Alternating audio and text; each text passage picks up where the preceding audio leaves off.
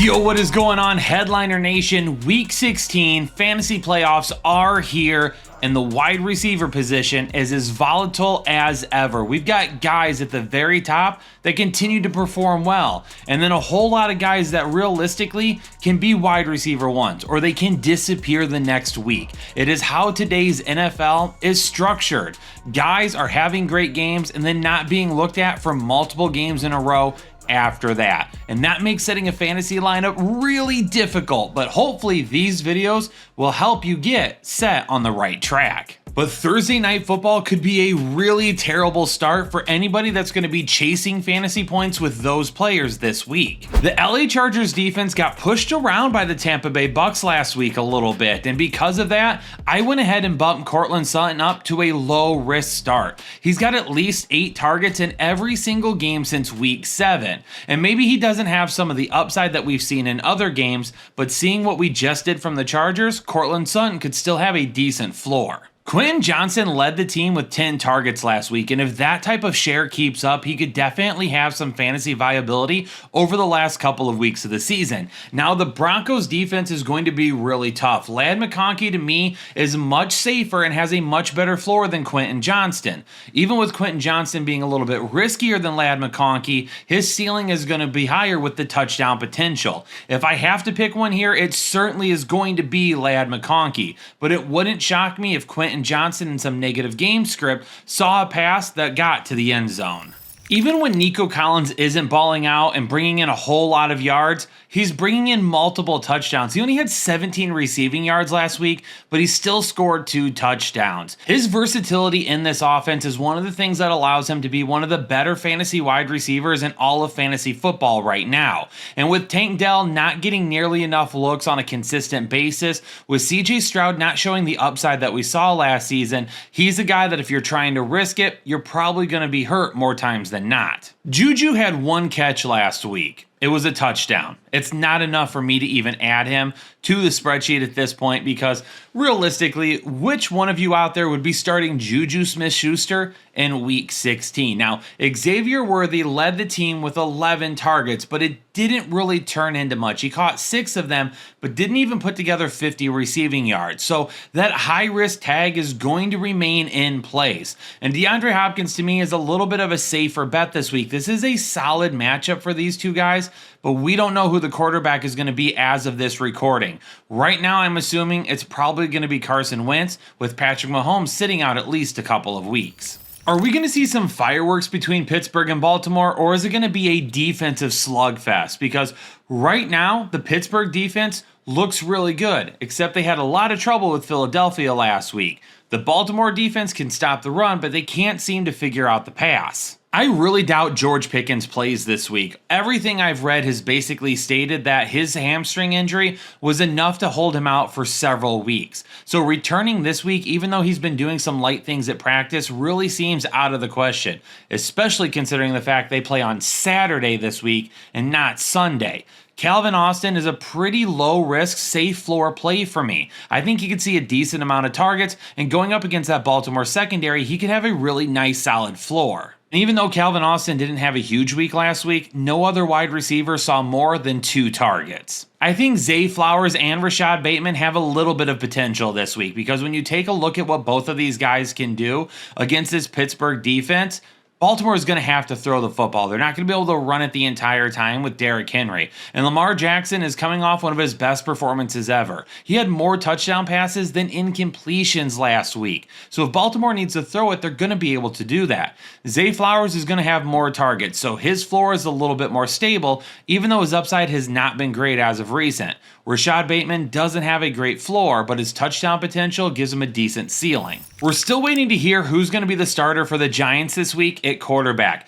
Tommy DeVito suffered a concussion last week, and Tim Boyle ended up stepping in, but does it really matter? We are definitely starting Malik Nabers this week. This matchup is really solid for him to have a very solid day. And last week he had 10 receptions for over 80 yards, again, with Tim Boyle. And right now, over on Underdog, his current projection is only 72.5 receiving yards. He's gone higher than that in each of his last 3 games. I'm absolutely on board with Malik Neighbors going higher than that current projection, even if Tim Boyle ends up being the starter, because he did just fine with him last week. And if you're looking for a safe Florida flex that's going to give you 5 fantasy points, Wan'Dale Robinson's your guy. Now, I did adjust my thoughts on the Atlanta wide receivers a little bit because Michael Penix was announced as the new starter for the Atlanta Falcons heading into Week 16, and Kirk Cousins will be going to the bench. Shocker, I actually like these guys more now. Darnell Mooney was actually going to be a high-risk play for me, but with Michael Penix under center this week, I think it gives a little juice and a little life to this offense. So Drake London's going to stay a low-risk play for me, and Darnell Mooney gets bumped up to being a medium risk. I think the matchup between Detroit and Chicago is going to be a coin flip. This is a Detroit team that is outside for the first time in a while, and their defense is absolutely reeling. The Chicago offense can't seem to figure it out, even with all the changes that they've made in personnel. And then their defense has been playing pretty well, but how long can they hold up their end of the bargain? Detroit blew Chicago out in the first half on Thanksgiving Day, and then almost gave the game away in the second half. So this game is really going to be tight, I believe. And a tight game with neutral game script means more targets to Amon-Ra St. Brown. Now, he's a guy that you can kind of move around and get away from certain defenders, where Jameson Williams is going to have a little bit of a more risky upside because you're going to be a little bit more reliant on the big play. St. Brown had 73 targets against this Bears defense just a few weeks ago, so he absolutely has an opportunity to put up similar numbers, but it really just depends on the state of the game flow. Jameson Williams only had 28 yards, so his risk is definitely going to be higher. The issue with the Bears wide receivers is pretty simple. 1, 2, or all 3 could end up hitting. 1, 2, or all 3 could end up missing. It's really hard to tell on a weekly basis who's going to be the guy, who's going to be the safest start, who's going to have the highest upside, because we've seen it switch back and forth quite a bit. And with how banged up Detroit's defense is right now, especially losing Carlton Davis this past week, these wide receivers could end up being just fine.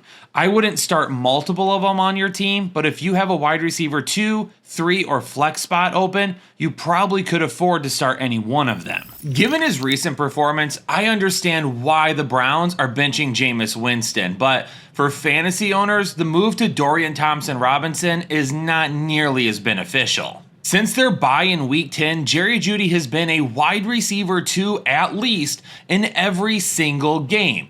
Jameis Winston was throwing up more than enough volume to make these guys fantasy viable. Even Elijah Moore was seeing fantasy viable targets, even if some of his performances weren't the best. And whenever Cedric Tillman comes back, the deep ball from Jameis Winston was way more beneficial from him than what it will be with DTR. So for these guys, all 3 of them are going to have some pretty big risk until we see who DTR is going to lock on with the most. I'll go ahead and list Jerry Jeudy as a medium risk because I still think he'll be the wide receiver 1 in this offense, but I don't think the ceiling or the floor are as high as what they have been. We know Ja'Marr Chase is going to get fed for Cincinnati. You're starting him. There's no issues there. T. Higgins, he can be a little bit up and down still right now, and there's going to be some games like last week where he balls out, he scores a touchdown, and he looks fantastic, and there's going to be other games where unfortunately that just doesn't happen. He's not nearly as safe as Ja'Marr Chase, even though he has a ceiling that's actually pretty similar. I don't think it's totally out of the question to try and start Calvin Ridley or Nick Westbrook-Ikhine this week because the change to Mason Rudolph was made once already this season, and NWI ended up faring pretty well. He was scoring touchdowns in every single game at that point.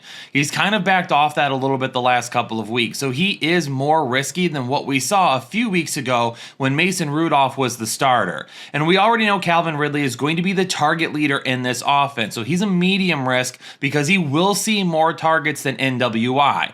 But there's going to be a lot of risk associated with both of these guys. So if you need to flex or play one of them as like a wide receiver 2, unfortunately, you're probably going to be dealing with some issues in terms of upside. Anthony Richardson and his upside continues to be a huge issue, and these wide receivers would have a much better floor if he could just make the easy throws. He makes the difficult throws look easy, and he makes the easy throws look like he's a 4-year-old trying to throw a football for the first time.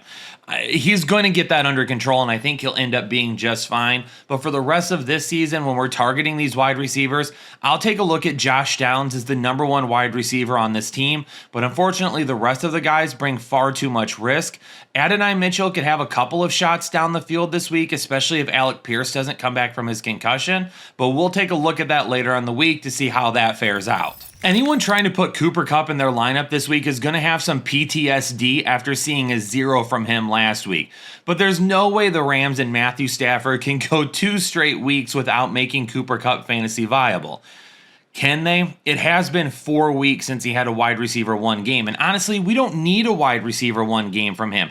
Give me a wide receiver 2 game. I don't love his ceiling in this matchup, and that's one of the reasons why I'm going to leave him as a medium risk, because Puka Nacua is a lot safer than Cooper Kupp as well. So Puka Nacua, if you own him, we're putting him in our lineup, and we're not even thinking twice about it. While you may be thinking twice about Cooper Kupp, I would still roll with him. Davante Adams is on absolute fire right now. Garrett Wilson is still fantasy viable, and Aaron Rodgers has back-to-back top 12 weeks.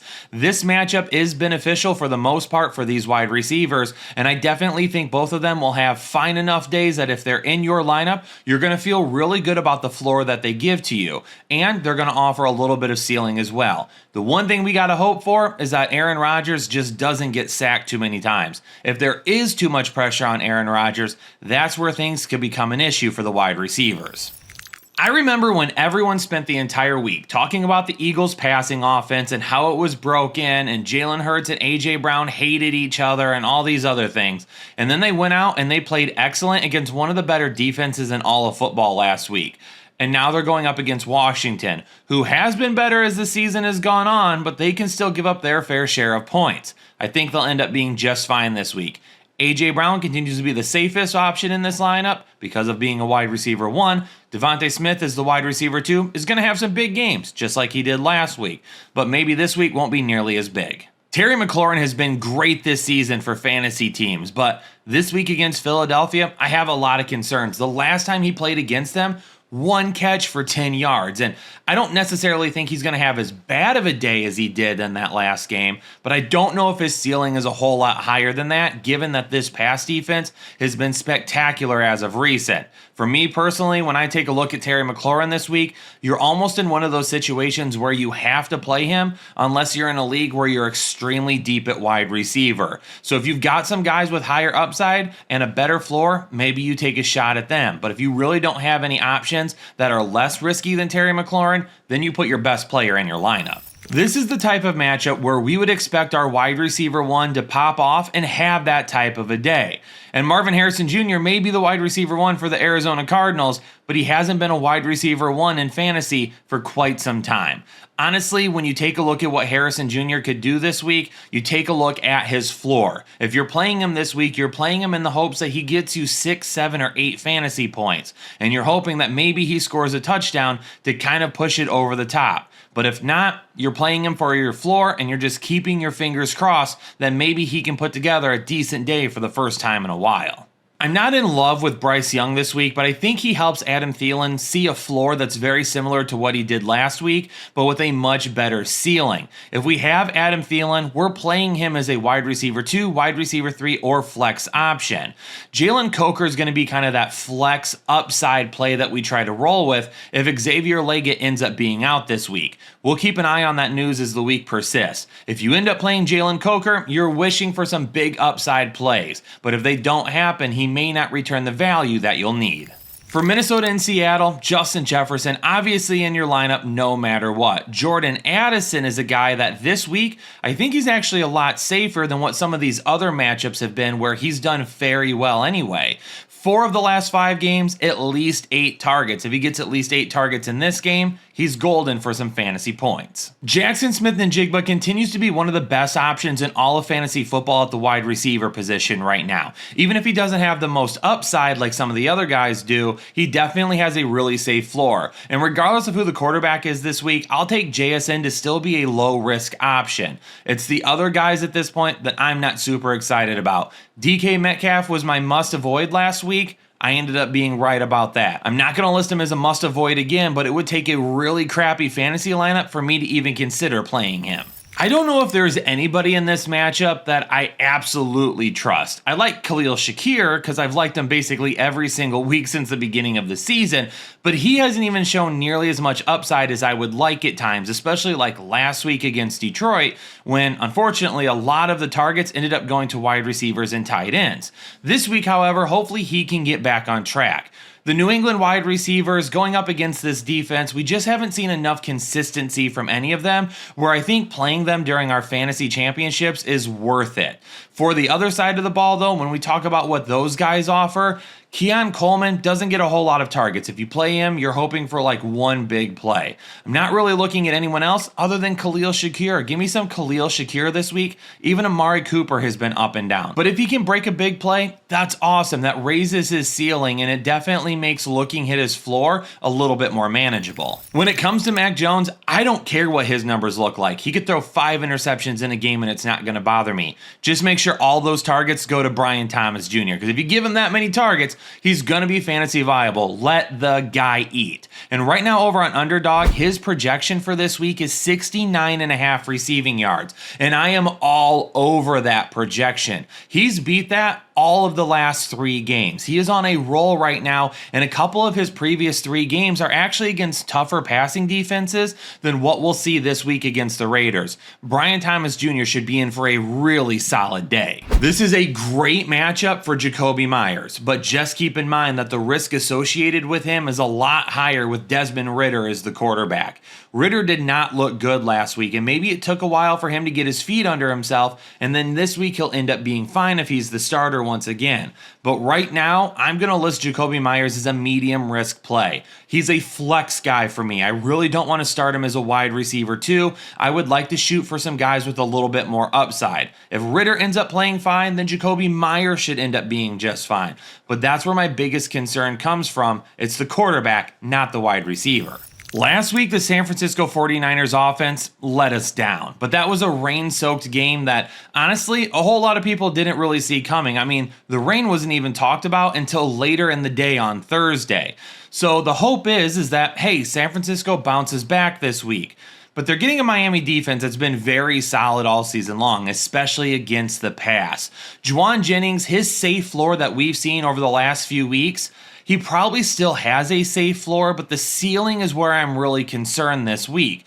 Juwan Jennings is still a startable option for me. However, his buddy over there, Deebo Samuel, is not, because Deebo Samuel is going to be my Mando must-avoid wide receiver for the week.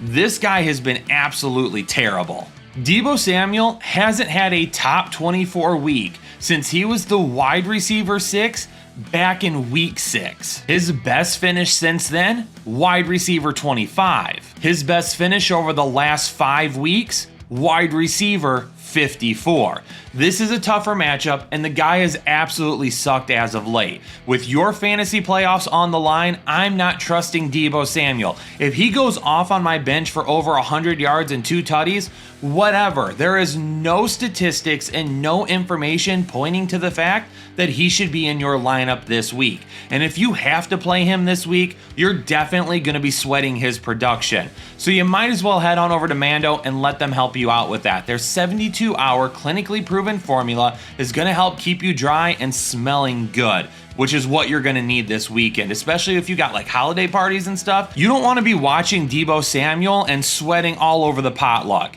Get on over to Mando, use code word headliners, get $5 off of their starter pack, and start keeping yourself fresh today. I like Tyreek Hill to bounce back this week. He was starting to show some of that wide receiver 1 upside once again over the last couple of weeks. And then last week, unfortunately, the offense as a whole just didn't play that well. And by offense as a whole, I mean Tua throwing 3 interceptions. So hopefully against San Francisco, they're back on track this week. Tyreek Hill sees some of that wide receiver upside once again, and then he has a solid wide receiver 2 floor at the very least. Jalen Waddle at this point may not even end up playing. We haven't heard a whole lot of updates on his injury, but I would be willing to guess he'll probably be out this week. If you're looking to potentially play Malik Washington, I would pick him up as an option to keep on your bench, especially if you had Jalen Waddle, but I don't know if I'd be willing to run him out this week. Tampa Bay and Dallas could bring some big explosions at the wide receiver position for fantasy football. Mike Evans and CeeDee Lamb are both in great matchups and have been playing very well as of recent. Both of these guys could end up having top 10 potential this week and absolutely dominating this game and would be the talk of the game at the end. And I like where both of their projections currently lie over on Underdog. For Mike Evans, his current projection at 72.5 receiving yards, I'm going higher than that because he's going to need to average over 80 receiving yards the last 3 games to have another 1,000-yard season to start his career. And that is definitely a goal that him and Baker Mayfield have in mind. So do not be shocked if he goes over that over the next few games as they work towards another 1,000-yard season. And CeeDee Lamb is only at 74.5 yards for his projections. If this Tampa Bay offense plays the way they did last week, Dallas is going to have to throw the football, and CeeDee Lamb is going to be the main beneficiary of a really poor secondary. Both of these guys should go well into the 80s, if not higher. Now, the only wide receiver in this matchup I would consider would be Jalen McMillan outside of Mike Evans and CeeDee Lamb. I'm not really ecstatic about starting him because you're going to probably need a touchdown to make his fantasy day, but like I just mentioned, if this turns into a shootout where both teams are throwing it quite a bit, McMillan should see a fair amount of targets. MVS on the road against Green Bay with Spencer Rattler as his quarterback on Monday Night Football is not a fantasy player that I would really like to rely on. I get it if you need to, especially if you're dealing with injuries or if you've been using him over the last several weeks to kind of try to get yourself into the playoffs. But for me personally, I would rather look elsewhere. He's going to have okay upside, but not the greatest floor because he's just not seeing enough targets. Last week, he had really one big play that kind of made the day for him. He only had 2 receptions, and a lot of that could end up happening again. Now, the good news about MVS this week is the fact that New Orleans is going to be losing this game. Green Bay should end up being just fine, and if they're leading this game, they're going to have to throw it a whole lot more, which means more potential for MVS, but it's just not a route that I really want to go unless you have to. And honestly, I don't really want to play anyone from Green Bay either because, I mean, look at Romeo Doubs. He went from being in the doghouse and suspended to the wide receiver 1 to hurt back to the wide receiver 1. Christian Watson, who can never stay healthy, is all of a sudden one of the most trusted targets on this team. And Jaden Reed, who was really good at the beginning of the season, has completely disappeared. And Dontavian Wicks only shows up every once in a while. It's like, where in the world is Carmen Sandiego? Where in the world is Dontavian Wicks every single week? If we're waiting until Monday Night Football for our fantasy matchups, unfortunately, I feel like there could be some letdowns. I think Dobbs and Watson are the best case scenarios for Green Bay, but I could also see Reed and Wicks doing something as well and taking away from Dobbs and Watson. They're also going to run the football quite a bit with Josh Jacobs, so maybe the passing game just isn't really needed this week. Headliner Nation, there you have it, my entire breakdown for the wide receiver slate in Week 16. I need to go record tight ends. I'm also going to be doing the rankings videos for you as well this week, so make sure you're locked in, subscribe to the channel, and have those bell notifications on, so as we drop content for the rest of the week, you're going to know about it right away. Peace out, Headliner Nation. Stay safe and stay healthy, and I'll catch you all in the next episode of the Fantasy Headliners.